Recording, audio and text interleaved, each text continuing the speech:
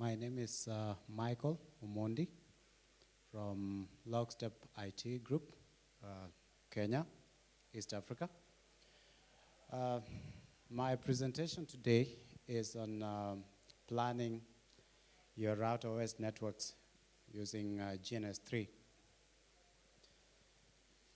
Well, I know that my predecessors, people who have presented before me, have spoken about very complex concepts. Mine is very simple and kind of an easy to follow guide that will help you use GNS3 so that by the end of my presentation, even if you're new to GNS3, you can pick it up and just use it.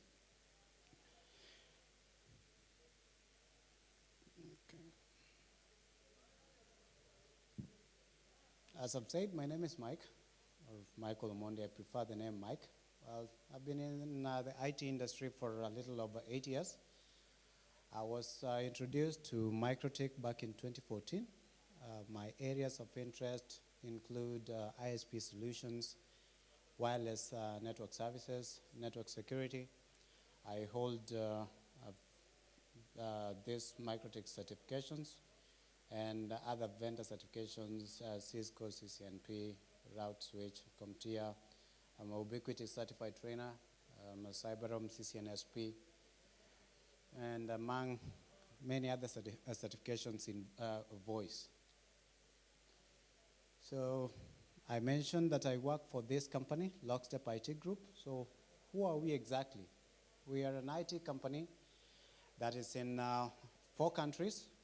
Our headquarters is in the UK. We have branches in Germany, Czech Republic, and of course Kenya. We offer training services, consultancy, design of networks, server deployment, cloud services, and all that. More information about our company can be found on our website, lockstepit.com, if you're interested in our services. So what is the goal of my presentation today? I want to be able to provide adequate knowledge to make you comfortable running RouterOS in GNS3 by the end of this presentation. So let's follow along. To introduce, back in 2015, that's just about last year, MikroTik released a virtual RouterOS instance for x86 64-bit architecture. They decided to call it the cloud-hosted router. It was purposely designed for virtualized environment. So this, when I was making this configuration, someone asked, couldn't you just use the standard x86 operating system that MikroTik releases? Yeah, I said, sure, you can use it. So why this one? Because this one, first of all, it eliminates a lot of the complexities that were previously available if you tried running RouterOS in GNS3. In terms of licensing, there are currently 4 levels of licenses. If you remember, with conventional MikroTik RouterOS licenses, we had various licenses, which we had the demo version, we had the free, we had the levels 1, 4, 5, and 6, and there are various differences. In our case, we no longer have anything like a demo license with the CHR. CHR gives you a free, fully functional operating system that the only limit is on a speed. If you want more speed and you're going to pay for these other ones, of course, then they need to make money. So moving it further, so where would you want to use CHR, especially if you're trying to use it within GNS3 context, according to my presentation? You can use it in training classes. Though for starters, people who have never handled a router board before, I would discourage it. But if you have a group of experienced people who want to kind of get a real feel and play around with RouterOS, with no limitations, I would recommend that you take CHR for your training classes. If you're also are preparing for your exam, your Microtech examinations, those of you that have attended Microtech certification classes, you know that normally there's not enough time. So some people leave the training feeling like, wow, that was so intense and I didn't get to practice enough.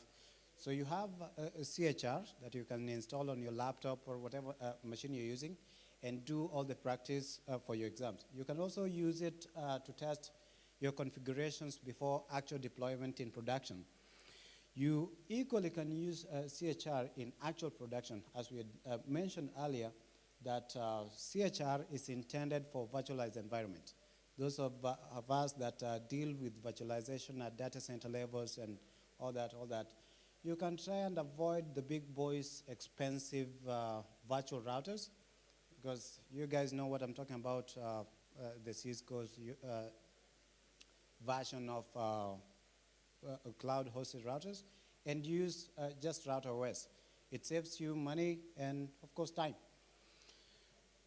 So we intend to use GNS3. What is GNS3? It's a graphical network simulator that was originally developed to emulate Cisco's IOS.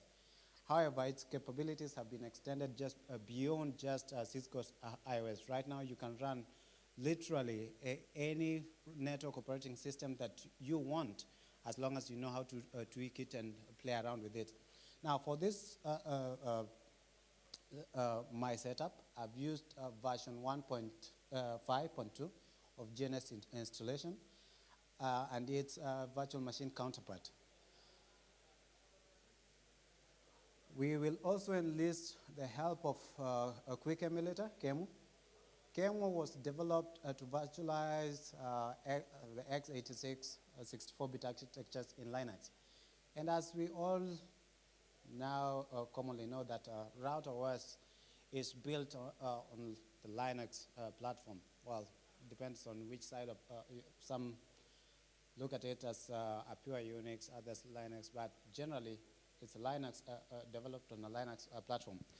So to successfully build a virtual RouterOS lab, we will enlist QEMU version 2.5.0. So what are the system requirements? Very, very minimal. In our case, we first of all require that you have a 64-bit CPU that supports virtualization. We're going to require a minimum of 128 or more of RAM for CHR instance. So please don't get me confused, because 128 might not be very sufficient to run GNS3 in itself. It will start slowing down your system if you have a computer with just 128. So I'm saying that 128 of RAM is for the CHR instance itself, okay? Then in terms of hard drive space, you're going to need about 128 MB of disk space, or slightly more than that. In my case, so first of all, we just need to remember that CHR has been tested on all these platforms. VirtualBox version 5, VMware Fusion, QEMU, and also those of us that love Microsoft Windows Server. It has been tested on Windows Server 2012, both 2012 and 2012 R2. But remember, the only generation that is supported at the moment is generation 1 of Hyper-V virtual machine. So take that into account when you're trying to run CHR on those systems. Now, for my system, I've used a machine with these specs. My specific hypervisor that I used is VMware Workstation 12 Pro. So let's get started in setting up GNS3 so as to run CHR. If you do not have GNS3 already installed, you will need to download it from this link. Of course, you're going to require to sign in or create an account if you do not have one. This is what the download page from GNS3 looks like. you need to click on this link that will take you to the next page. From this page, there's a small link that is highlighted in yellow. Please click on that, which takes you to the next page. On this page, please download these two files. Download the first one and also the virtual machine. Well, if you haven't done this, by the time you're performing your configurations or your download, chances are you're going to have a different version. So don't come and try to strangle my neck that you spoke about version 1.5.2. No. It keeps evolving, right? So once you've downloaded your files, we run the executable file. Follow the prompts as usual as you normally install your applications. You need to be connected to the internet as the GNS3 installation is going to download additional files. Remember, bundled applications like Wireshark and SolarWinds. So those are screenshots of the installation, not every bit of it, but these are what you're going to encounter. Once you're done installing the standalone GNS3, you need to import your virtual machine open a virtual appliance file into your hypervisor. In my case, I'm importing it into VMware. Please note, you can use VMware Player, which is free, or VMware Workstation, for example, in my case. I have a valid license, so that's why I decided to use that. This is what the screen looks like when you're performing your importation. You can choose to rename it. After renaming it, you can specify the location to store your virtual machines. Because if you played with VMware a little longer, you know what this means. So once you've imported your virtual GNS3 virtual machine, this is what it will look like. If you want to make any changes, you want to add memory, you want to assign more processor to this, you can do that. That is just about it. So what next? Now that our GNS3 installation is set up, we need to download the CHR that we're going to run. Where do we do that from? We get the CHR file from Microtek's website. Please remember that the file format that you download depends on the hypervisor that you run. So if you're using VMware, in my case, like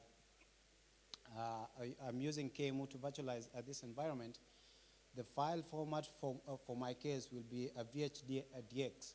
If you're using another hypervisor, say VirtualBox, it will be different. So pay attention when you're downloading. Just don't download any file because you're going to get frustrated.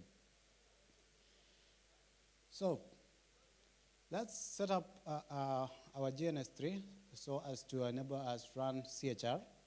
You're going to open GNS3, of course, configure GNS3 to use the GNS3 virtual machine. This is the prompt. Select the first option. If you intend to let GNS3 run concurrently with its virtual machine counterpart. If you want to know why should we do this, please consult GNS3 as to the reasoning behind this, since we are not more interested in the GNS3 setup. It's more of a Microtek setup. So it will bring you to this screen where you select the virtual machine. If it doesn't appear at this location, click on the refresh button. Then assign memory as required, assign a CPU cores as required. Click next, brings you to this stage. At this point, we define what images, virtual machines do we want to run. If you want to add a Cisco's iOS, you check the first box. If you want to run the IOU, you check the second box. In our case, we want to run a CHR inside QEMU. So we want to add a QEMU virtual machine. So we'll select that and click Finish. When you click Finish, it will pop up the QEMU setup dialog box, which asks you, where would you like to run your QEMU virtual machine? In my case, I selected that I want to run a QEMU virtual machine inside the GNS3 virtual machine. And I click Next. The next stage, you need to give it a name. In my case, I gave it the name Router OS. So just to make it abundantly clear that this is a MikroTik Router OS, or you could have all manner of names that eventually gets you confused. So once that is done, you specify the binary and also the amount of RAM you intend to allocate to the virtual machine. Once you're done with that, click Next. If you click Next, it brings you to the location where you specify the image.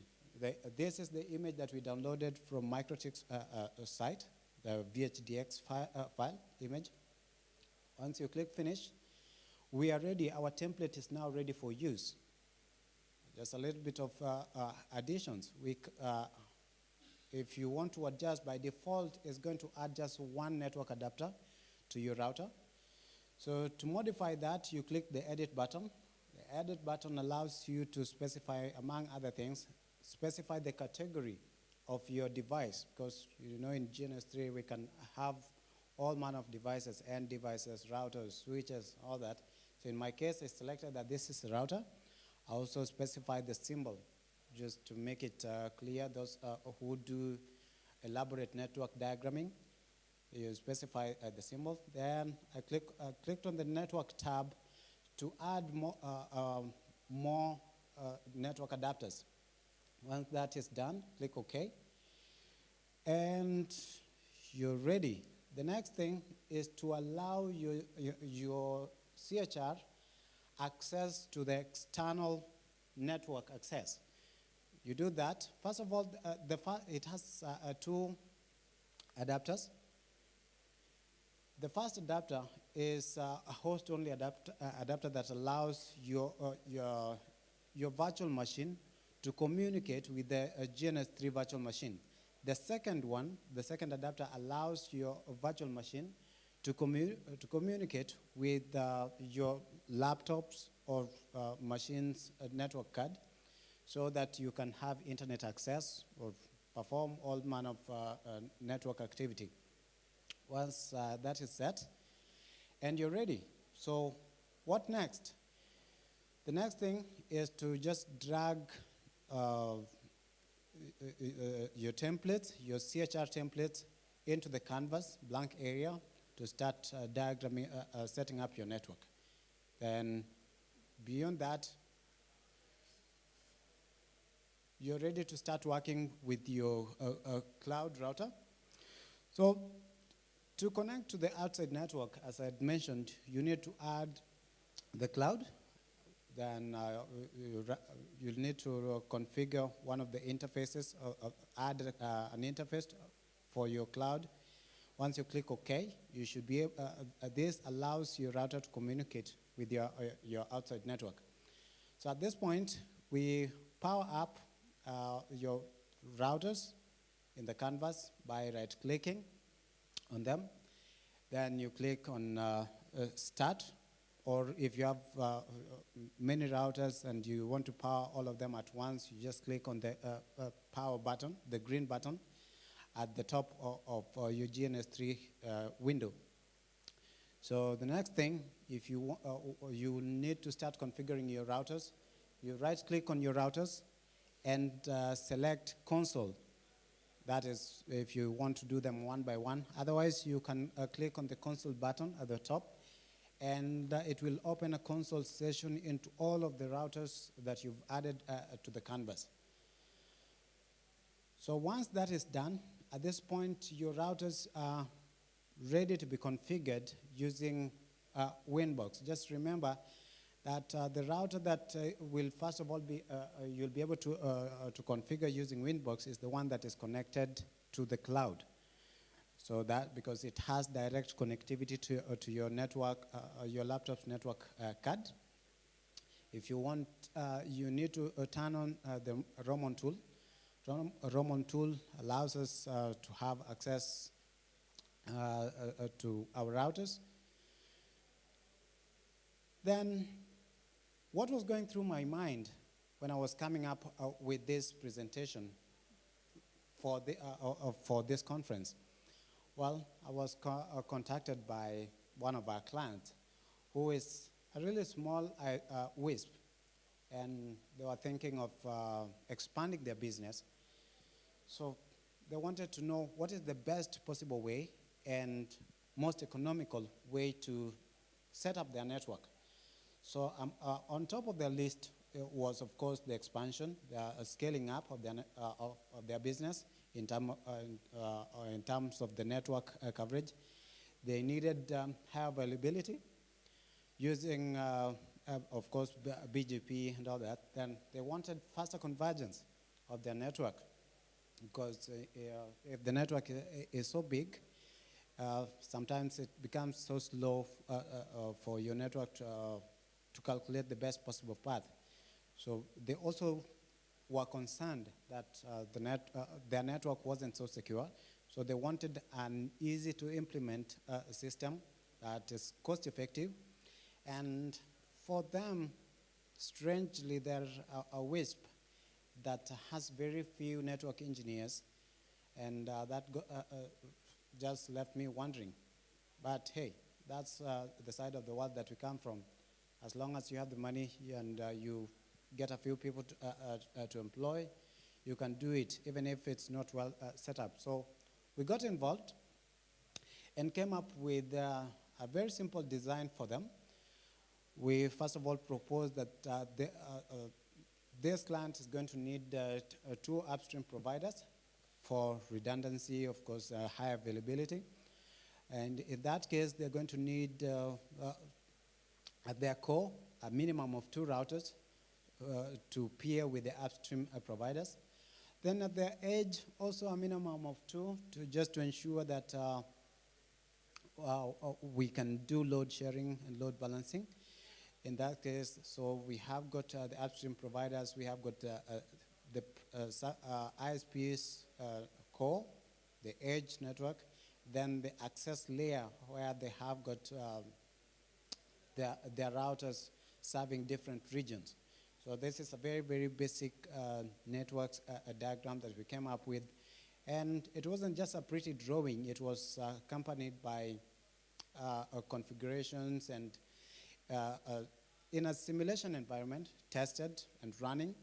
So when we presented the client, I've tried to omit quite a lot of stuff, the basic configuration and all that. So I just showed them, our clients, the really basic BGP configuration with the upstream providers. And so this was on one of the routers. On the no filtering was done, none of those cool stuff that you do with BGP. So we just set it up and it's running, yeah. So just note that in order to accomplish this, you need to swap the autonomous system number and the IP addresses, in this case, with the correct ones for each of the core routers. And for the OSPF network, we also just brought the very, very basic of configurations. Don't want to bore you with a lot of unnecessary configurations because the extent to which you can use this is just limited by your imagination. Because in my case, I was trying to solve a customer's need to expand their business. And in your case, I don't know what you'd be wanting to achieve with your GNS3 and CHR and all that. So in my case, I was just trying to give very, very basic configuration so that by the time once the client agrees, then we can go in and do more complex configurations and setup. Also for a firewall and their security, I did this on one of the routers inside my implementation, and it was just basic and tested it with a bit of traffic, using torch tool. So at the end of this, we needed to explain that GNS3 is bundled with other tools, such as the virtual PC simulator, which is a simple network testing tool that has essential commands like traceroute, ping, app built into it that you can use. So you will not feel inadequate when you're using GNS3. You'll not start feeling like, so how do I test reachability in my network setup? Because you have all these tools. If you're wondering, how do I set this up? Well, the information how to set up all this is available if you go to the GNS3 forum. And you also have Wireshark, which is a powerful protocol analyzer, bundled also that you can use to capture and analyze your packets. So if you are simulating a voice over IP environment, you can do the test just within GNS3 to your satisfaction. So how do you migrate once your clients are satisfied with your POC?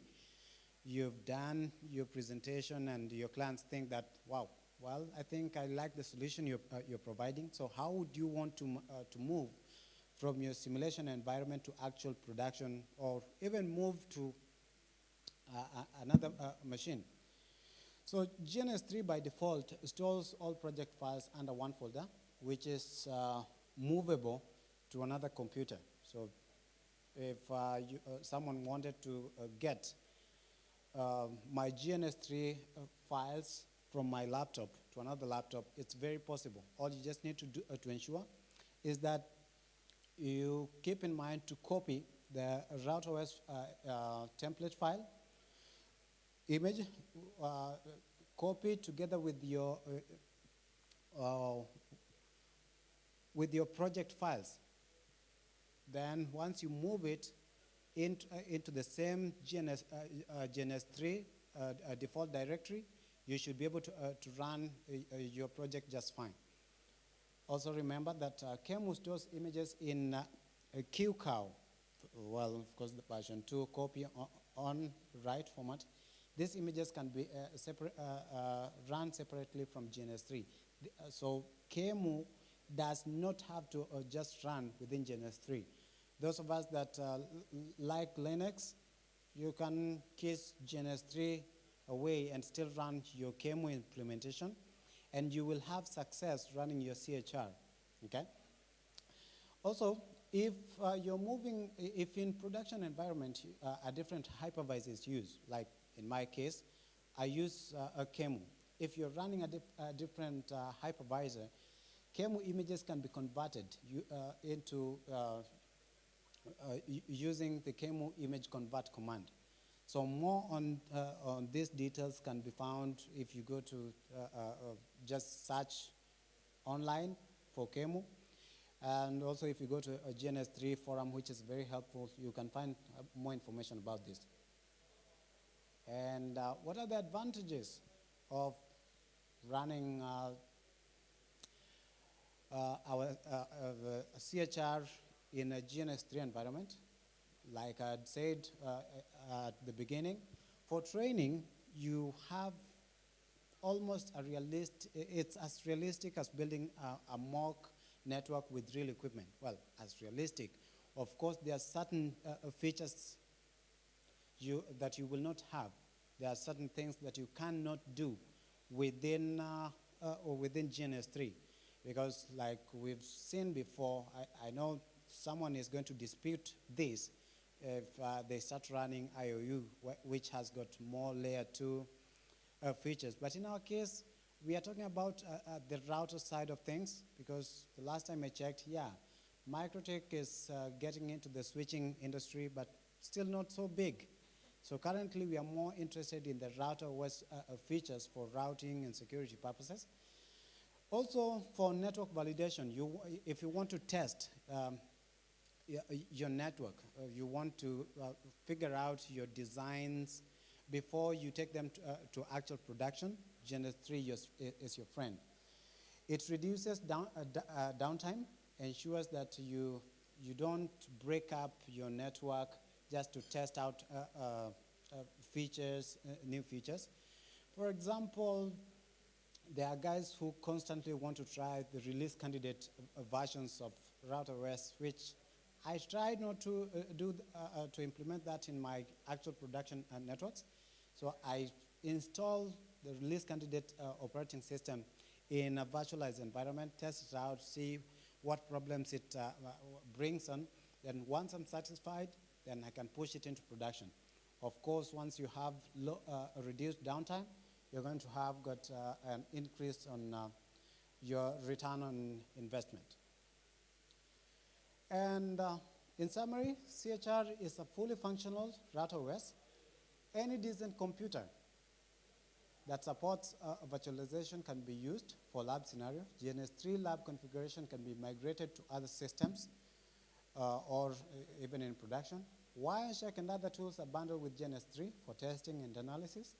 The uses are only limited by your imagination. So whatever you can do with this, the extent to which you can use CHR, it's only limited by how much you can imagine, what you can think, what you want to achieve with it. So that brings the end of my presentation. So if there is any question, I'm going to take questions now. Any question? If there's no question, thank you very much for listening, and thank you.